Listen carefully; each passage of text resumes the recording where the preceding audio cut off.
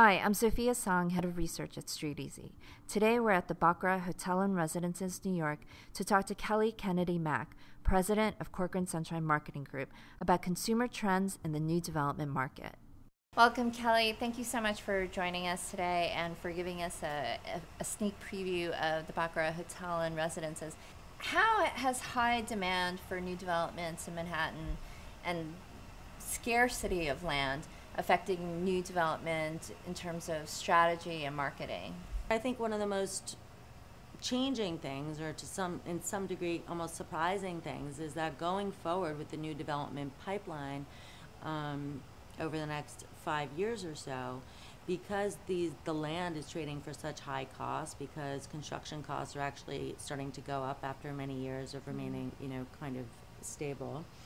The vast majority of projects in the planning and design stages are really geared towards the very, very high-end luxury buyer.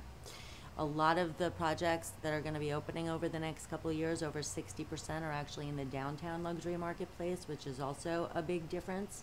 We're going to see more boutique-style projects opening for sale downtown than there ever has been historically. And most importantly, as I said, many of those projects are really being planned for a specific luxury audiences, and the average size is over 2,000 feet. The average price is going to be over $2,000 a foot. So the average price for a condominium going forward over the next couple of years looks like it's going to be in the $4 million plus range.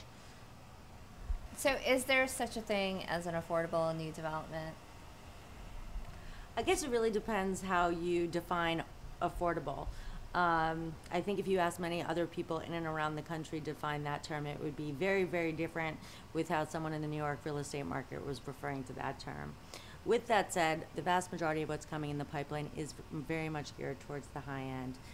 Our average sales price for new development condominiums throughout our portfolio is above $3 million at this point. There's very limited inventory, which is set to open at under $2 million. So it really depends on how you define that word affordable. What I think is really interesting in the affordable component is Bloomberg's initiative for the micro units, and we were lucky enough to be part of as a consultant, part of the team that won the winning bid. And I think that will have a real impact on the city. I think it will serve as a model for many other cities across the world, and I'm really excited and interested to see how that plays out. It's a completely different marketplace for us, but it's one that I think is really innovative, really creative, and I think going to really fundamentally change how a lot of people view living in smaller spaces, potentially across the world. Are there any development trends we should expect to see in the next couple of years? I think the biggest trend that we're seeing that could be different from years past is the growing appetite and support not just on behalf of developers, but on behalf of buyers to want to live in these tremendous palaces in the sky. When you look at sort of the years and years of development in and across in the city, the tallest and largest buildings in the city in terms of sheer height were all commercial buildings. Mm-hmm. That's something we really see starting to change. We're starting to see towers that are 1,000 feet, 900 feet, 800 feet, 432 Park Avenue's 1,400 feet, 157's over 1,000 feet. Herzog and de Meuron's tower downtown in Tribeca in a neighborhood that's primarily 120 feet is over 800 feet. Larry Silverstein's tower, going to be developed in Tribeca, 30 Park Place, is going to be over 900 feet.